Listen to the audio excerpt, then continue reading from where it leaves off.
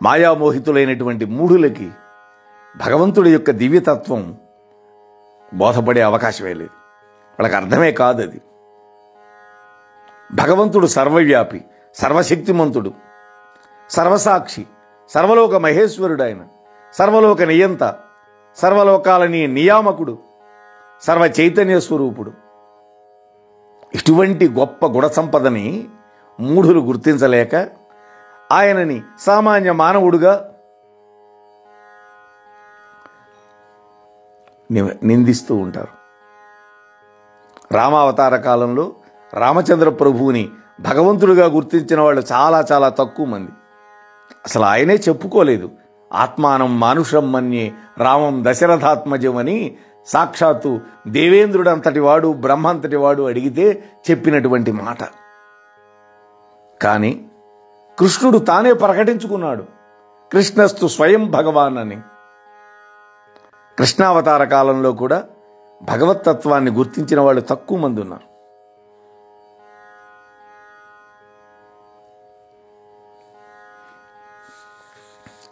ఇక 14వ శ్లోకం చూద్దాం. సతతం కీర్తయంతో మాం యతంతస్య దృఢవ్రతాః సమస్యంతస్య మాం భక్త్వా నిత్యయుక్తా ఉపాసతే.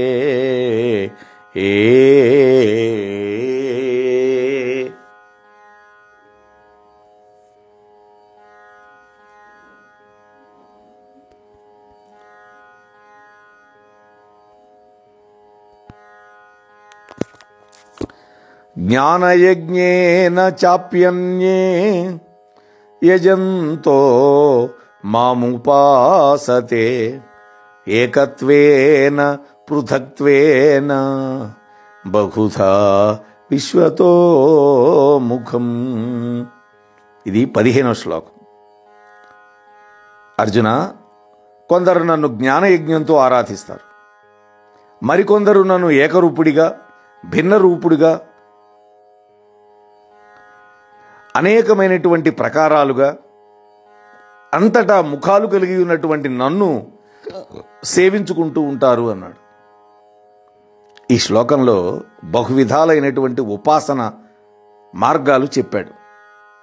అయితే ఏ విధంగా ఉపాసన చేసినా కూడా అది పరమాత్మకే చెందుతుంది. సాధకులు వాళ్ళ వాళ్ళ చిత్తవృత్తులను అనుసరించుకొని బహురూపాలుగా సర్వవ్యాపకుడైనటువంటి పరమాత్మని ఉపాసిస్తూ ఉంటారు. జ్ఞానయజ్ఞం గురించి భగవద్గీతలో చాలా చోట్ల చెప్పాడు భగవానుడు. జ్ఞానాదేవతు కైవల్యం అన్నాడు. అంటే జ్ఞానం వల్ల మాత్రమే కైవల్యం లభిస్తుంది అని భారతీయ తత్వశాస్త్రాలు వక్కాణిస్తున్నాయి. గీతాశాస్త్రం అంతా కూడా జ్ఞానయజ్ఞమే. బ్రహ్మసత్యం, జగన్మిథ్య. అంటే పరమాత్మే సత్యం, జగత్తంతా మిథ్య. ఇలాంటివన్నీ ఉన్నాయి. ఇక రెండోది ద్వైతోపాసన. ఈ విధానంలో సాధకుడు పరమాత్మ సర్వశక్తి సంపన్నుడని, తాను ఆ భగవంతుడి యొక్క సేవకుడని భావించి ఉపాసన చేస్తాడు. ఇది భక్తిభావంతో కూడినటువంటి ఒక పవిత్రమైనటువంటి సాధనం. సేవ్యభావం, మిత్రభావం, వాత్సల్యభావం, ప్రేమభావాలతో సాధకులు వాళ్ళ వాళ్ళ చిత్త సంస్కారాలని అనుసరించి బహువిధాలుగా ఆ భగవంతుడిని సేవించుకుంటూ ఉంటారు. భగవంతుడు విశ్వతోముఖుడు, అంతటా నిండి ఉన్నటువంటి వాడు, సర్వరూపధారి. ఎవడు ఏ రూపంలో, ఏ భావంతో, ఏ విధానంతో అర్చిస్తారో వాళ్ళని ఆయా విధాలుగా భగవానుడు అనుగ్రహిస్తున్నాడు అని 4వ అధ్యాయంలో 11వ శ్లోకంలో చెప్పాడుగా. ఏ యథామాం ప్రపద్యంతే అని. ఇక 19వ శ్లోకం.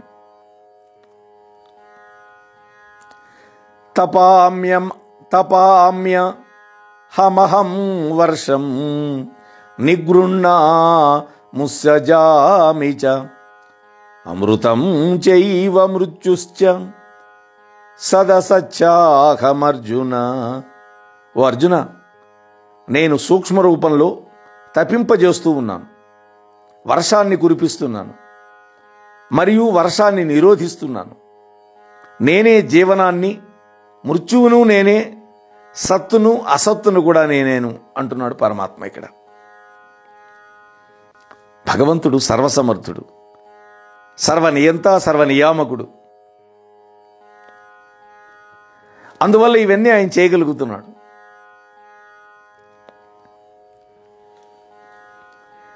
భగవంతుడు జీవనదాత, దురాచారులకు మృత్యుస్వరూపుడు ఆయన. స్థూలం, సూక్ష్మం, కారణం, కార్యం అన్నీ ఆయనే. ఇక మానవులు ఏ రీతిగా సుఖభోగాలను కాంక్షిస్తూ స్వర్గాది లోకాలకి రాకపోకలు కలిగి ఉన్నారో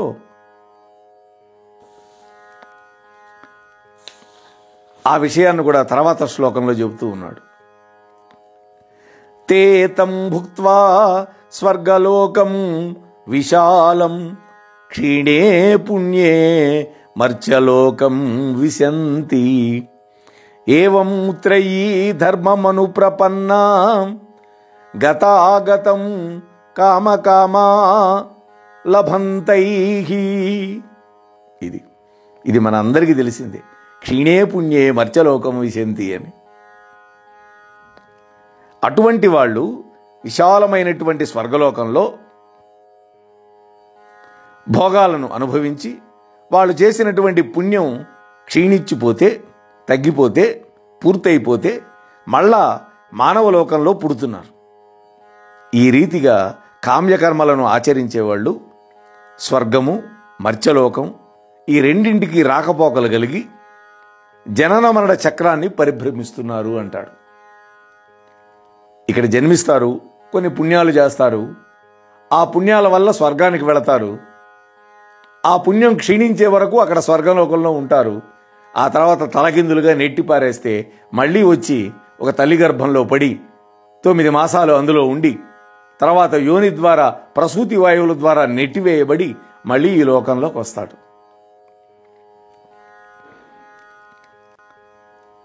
ఇక్కడ వాస్తవంగా ఆలోచిస్తే స్వర్గలోకం కంటే మానవలోకమే శ్రేష్టం. దేవతల కంటే మానవులే శ్రేష్ఠులు. ఎందుకని? స్వర్గంలో కర్మ చేయడానికి అవకాశం లేదు, పుణ్యం చేయడానికి అవకాశం లేదు. మానవలోకం మాత్రమే కర్మక్షేత్రం.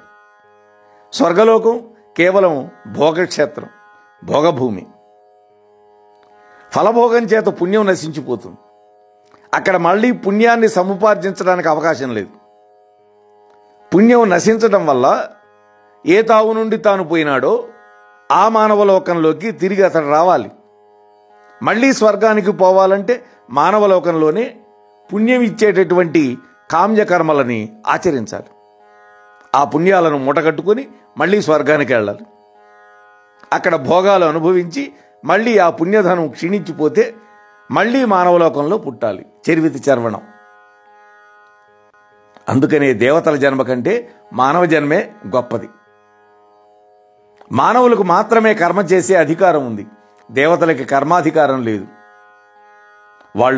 వాళ్ళవి కేవలం భోగ జన్మలే. కాబట్టి మానవలోకంలో మానవుడు చేసినటువంటి కర్మ ఫలం ఏదైతే ఉందో అది దేవేంద్ర లోక ప్రాప్తికి హేతు అవుతుంది. కాబట్టి మానవుడే శ్రేష్ఠుడు, మానవుడే మహనీయుడు.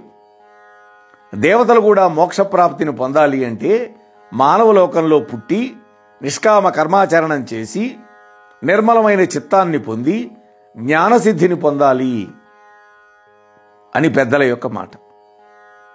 మన యొక్క పురాకృత పుణ్య విశేషం వల్ల మనకి ఉత్కృష్టమైనటువంటి మానవ జన్మ లభించింది. అటువంటి మానవ జన్మని కామోపభోగాలతో వ్యర్థం చేసేవాడు పరమ మూర్ఖుడు అనబడతాడు. కాబట్టి మానవుడు ఇంద్రియ భోగాలకి వశం కాకుండా సత్వగుణ సంపన్నుడై దైవీ ప్రకృతి కలిగిన వాడై నిర్మలమైనటువంటి చిత్తంతో భగవంతుణ్ణి నిరంతరము ధ్యానం అటువంటి వాళ్ళు మహోన్నత స్థితిని గురించి ఈ యొక్క శ్లోకంలో చెబుతున్నాడు. ఈ కింద శ్లోకంలో అనన్యాశ్చింతయంతో మాం ఏ జనాః పర్యుపాసతే తేషాం నిత్యాభియుక్తానాం యోగక్షేమం వహామ్యహం. ఇతర చింతనలు లేకుండా నిరంతరము భక్తి శ్రద్ధలతోటి నన్ను ధ్యానించే వాళ్ళ యొక్క యోగక్షేమాలని నేనే వహిస్తున్నాను అంటున్నాడు పరమాత్మ. నన్ను అంటే పరమాత్మని. ఈ పుణ్యశ్లోకం భగవద్గీత యోగశాస్త్రంలో అత్యంత ప్రధానమైంది. అందరికీ నాలిక చివర ఉండే శ్లోకం. శ్యామసుందరుడి యొక్క సుందర ముఖారవిందం నుండి జాలువారినటువంటి మధురామృత దివ్య ధార ఈ శ్లోకం. శ్రీకృష్ణ భగవానుడు తన భక్తులకి అభయమిస్తూ వాళ్ళ రక్షణ పోషణ సర్వభారాన్ని తానే వహిస్తున్నాడు అంటున్నాడు.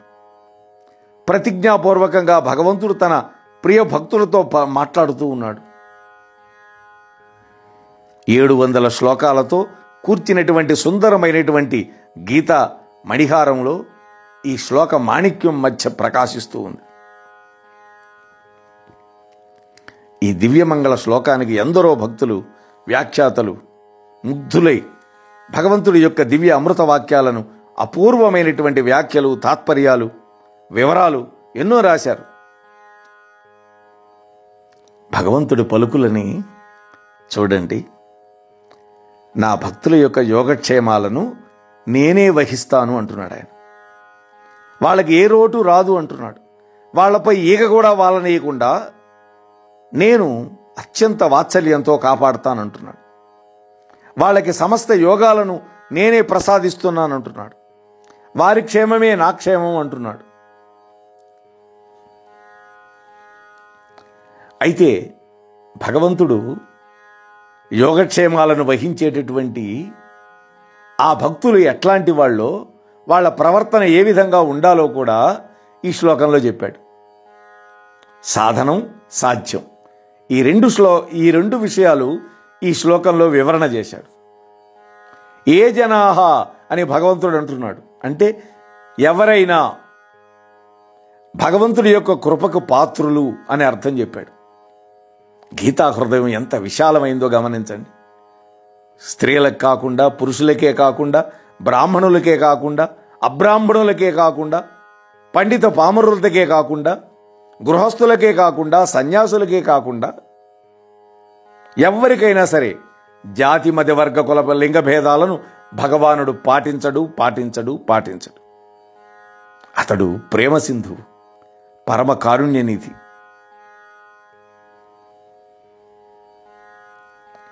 అయితే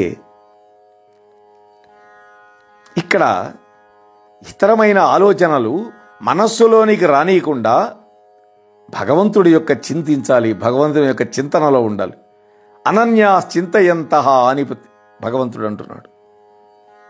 మన మనస్సులో రకరకాల కోరికలు, ఆలోచనలు, భావాలు, సంకల్పాలు చెలరేగుతూ ఉంటాయి, సహజం. ధనకనక వస్తువాహనాల మీద మమకారం, భార్యాపుత్రులు బంధువుల యందు రాగం, కీర్తి ప్రతిష్టల యందు ఆరాటం, రాగద్వేషాలు, ఈర్ష్య, అసూయ, ఎన్నో చింతనలు మన మనసులో కదులుతూ ఉంటాయి నిరంతరం. వాటిని పూర్తిగా వదిలిపెట్టి భగవంతుడి యందే సంపూర్ణంగా మనస్సు లగ్నం చేయాలి. దానినే అనన్యభక్తి అంటారు. అటువంటి చిత్తవృత్తి కలిగిన వాళ్లే గోపికలు.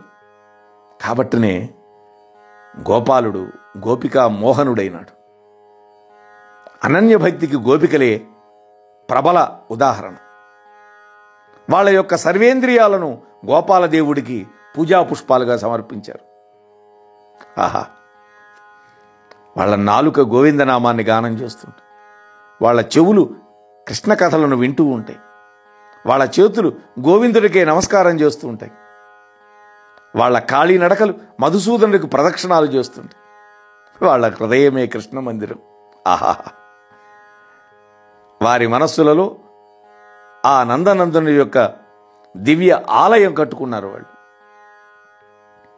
అటువంటి అనన్య భక్తి జ్ఞానము అనబడుతుంది.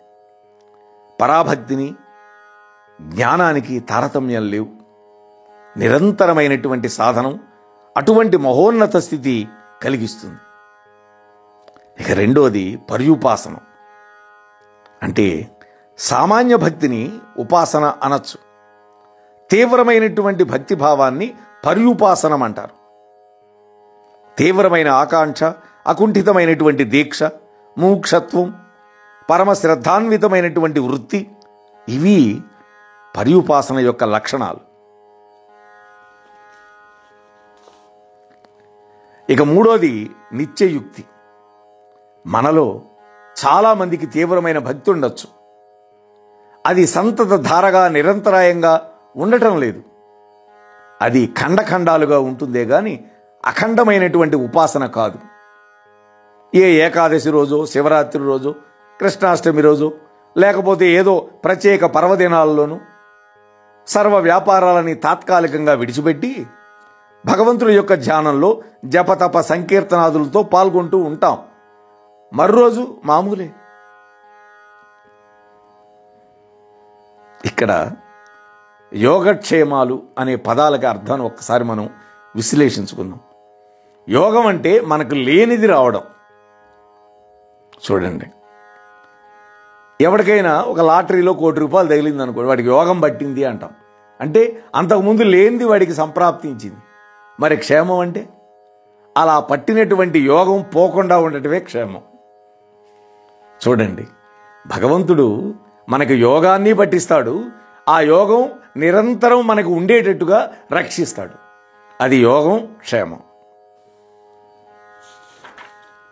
ఆ తరువాత 26వ శ్లోకానికి వెళదాం. ఇక్కడ ఒక మాట చెప్పాడు భగవంతుడు 25వ శ్లోకంలో. దాని భావాన్ని మాత్రం అనుసంధానించుకొని 26కు వెళదాం. దేవతలను ఆరాధించేవాళ్ళు ఆ దేవతలను పొందుతారు అంటున్నాడు. పితృదేవతలను ఉపాసించేవాళ్ళు వాళ్ళను పొందుతారు. భూతాలను ఆరాధించేవారు భూతాలను పొందుతారు. అట్లాగే నన్ను ఉపాసించేవాళ్ళు నన్నే పొందుతారు అని భగవంతుడైన కృష్ణుడు అంటున్నాడు. పత్రం పుష్పం ఫలం తోయం యో మే భక్త్యా ప్రయచ్చతి తదహం భక్త్యుపహృతం అశ్నామి ప్రియతాత్మనః. ఇది కూడా అందరికీ వచ్చినటువంటి శ్లోకమే.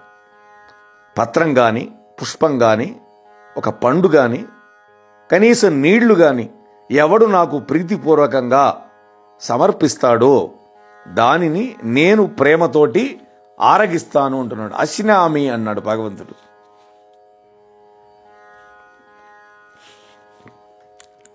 భగవంతుడి యొక్క పలుకులు చూడండి. నాయన, నా అనుగ్రహం పొందడానికి ధనంతో పని లేదు,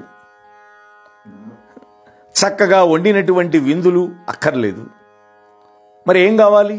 భక్తి మాత్రమే కావాలి. ఒక మారేడు దళాన్ని భక్తి పురస్సరంగా నాకు సమర్పించు, నేను మహదానందం పొందుతాను.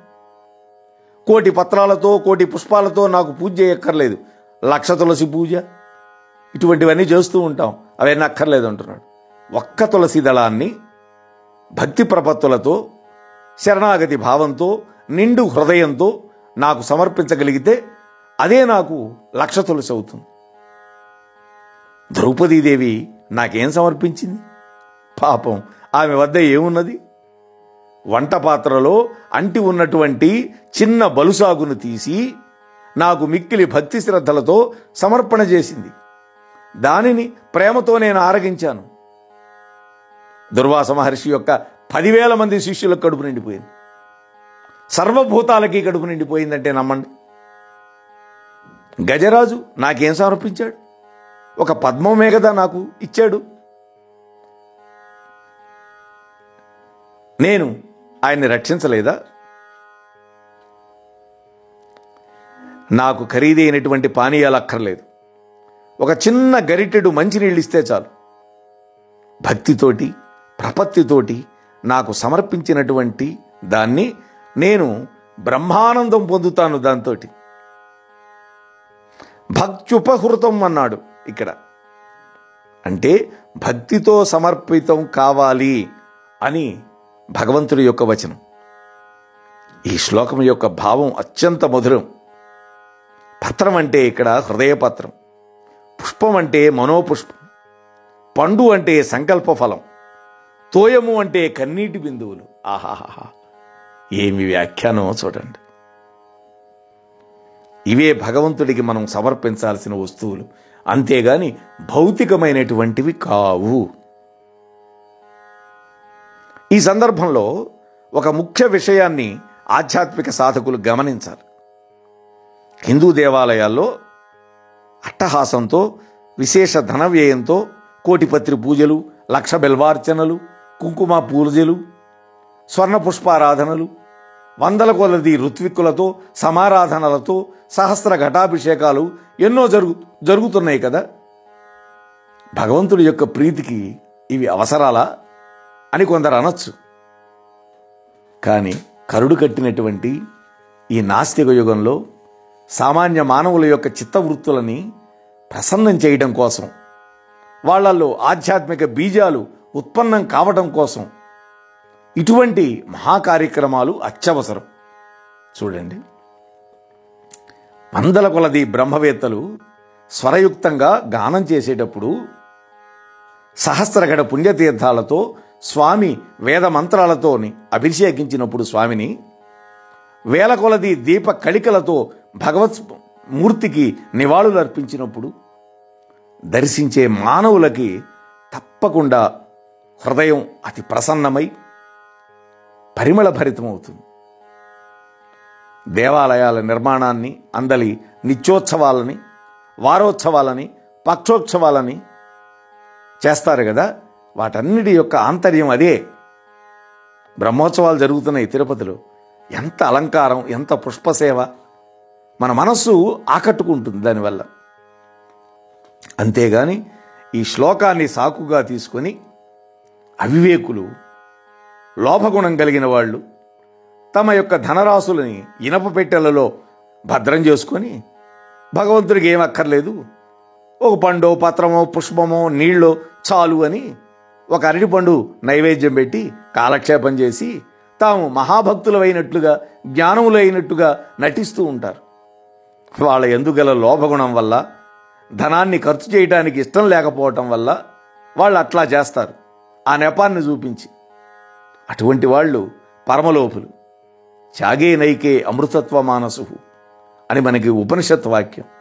త్యాగం వల్లనే అమృతత్వం సిద్ధిస్తుంది అని ఉపనిషత్ వాక్యం కదా. లోభం అనేది నరకద్వారం అని గీతాచార్యుడు చెప్పాడు. వాళ్ళు ఇనప పెట్టెల్ని తెరిచి ఆ ధనరాశులని బీదా బిక్కికి, సాధువులకు, సత్పురుషులకు దానం చేయాలి. అలాగే భగవద్ విషయంగా యజ్ఞభావనగా తమ ధనాలని వెచ్చించాలి. అప్పుడే వాళ్ళ యొక్క నిష్కామ కర్మ వల్ల వాళ్ళకి చిత్తశుద్ధి కలుగుతుంది అని ఈ శ్లోకానికి అంతరార్థం.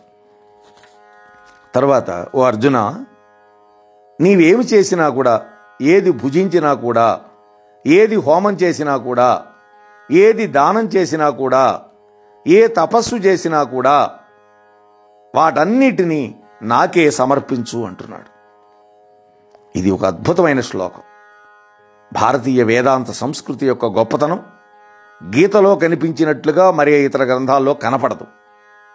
నిత్య దైనందిన జీవితంలో ఆధ్యాత్మిక మయం చేయటమే కాకుండా గీత యొక్క ఆశయం అంత గొప్పది. కర్మ, భక్తి, యోగం, ఈ మూడు కూడా సమన్వయం చేయబడ్డాయి భగవద్గీతలో. జ్ఞానయోగం కర్మయోగంతో సమన్వయం చేయబడింది. త్రివేణి సంఘంలాగా భక్తి జ్ఞాన కర్మల యొక్క సమన్వయం ఏదైతే ఉందో అది గీతా త్రివేణి యొక్క మధుర ప్రవాహం.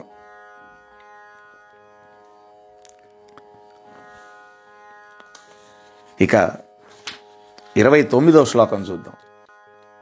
సమోహం సర్వభూతేషు నమే ద్వేష్టోస్తి న ప్రియః ఏ భవంతి తు మాం భక్త్యా మైతే తేషు చాప్యహం. అర్జున, సర్వభూతాలకి నేను సముడిని, నాకు ప్రత్యేకంగా ప్రియుడు కానీ అప్రియుడు కానీ ద్వేషి కానీ లేడు అన్నాడు. ఎవడు నన్ను భక్తితో భజిస్తాడో వాళ్ళు నాయందే ఉన్నారు, నేను వాళ్ళ యందే ఉన్నాను అన్నాడు. ఇది చాలా ముఖ్యమైనటువంటి మాట. ఈ శ్లోకంలో భగవంతుడు తన అనుగ్రహాన్ని అందరి పైన సమంగా వర్షిస్తున్నాను అని చెప్తున్నాడు. కానీ లౌకికంగా చూస్తే కొందరు సుఖవంతులుగా మరికొందరు దుఃఖితులుగా కనిపిస్తారు మనకి. మరి భగవంతుడి యొక్క అనుగ్రహం అందరి మీద సమానంగా ఉంటే ఇటువంటి తారతమ్యాలు ఎట్లా కలుగుతున్నాయి అని సామాన్యులు ప్రశ్నిస్తారు. సూర్యుడి యొక్క కాంతి లోకమంతా సమానంగా ప్రసరిస్తున్నా కూడా తలుపులు గట్టిగా బిగించుకొని కిటికీలు వేసుకొని గదిలో కూర్చున్నవాడు అంధకారంలోనే ఉంటాడుగా, వాడికి వెలుగు ఉండదుగా. చల్లటి మలయ మారుతం అందరి మీద ద్వేషరహితంగా వీస్తూ ఉన్నప్పుడు ఎవడైనా ఒకడు ఒక పెద్ద రగ్గోటి తెచ్చుకొని కప్పుకొని కూర్చుంటే వాడికి ఆ మలయ మారుతం యొక్క చల్లదనం చేరుతుందా? చూడండి. అంటే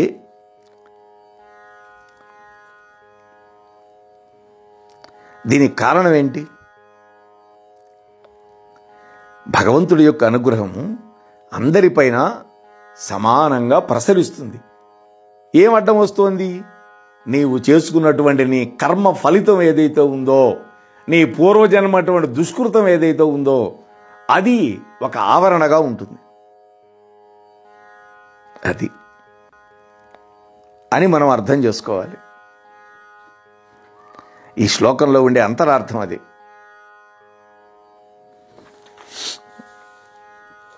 ఇక చివరి శ్లోకం 33. మన్మనాభవ మద్భక్తో మద్యాజీ మాం నమస్కురు మామే వైశ్వతి యుక్త్వైవ మాత్మానం మత్పరాయణగా.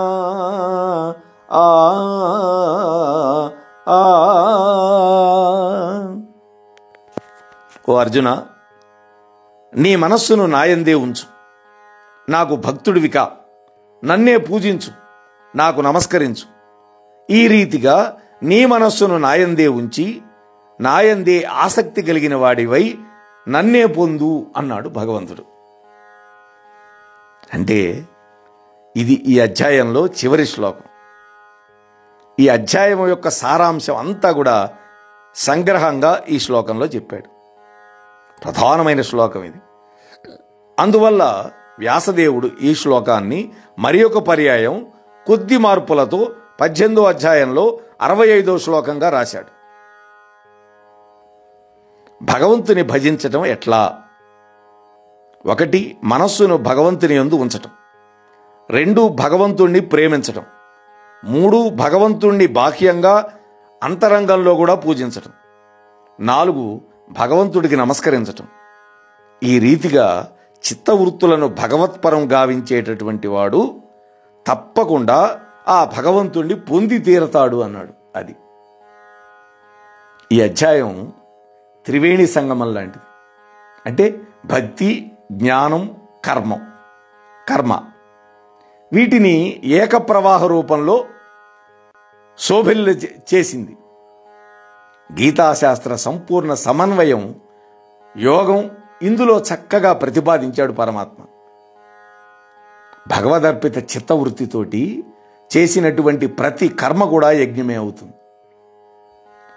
భగవంతుడి యొక్క ఆరాధనకి బాహ్య వస్తువులతో నిమిత్తం లేదు, పని లేదు.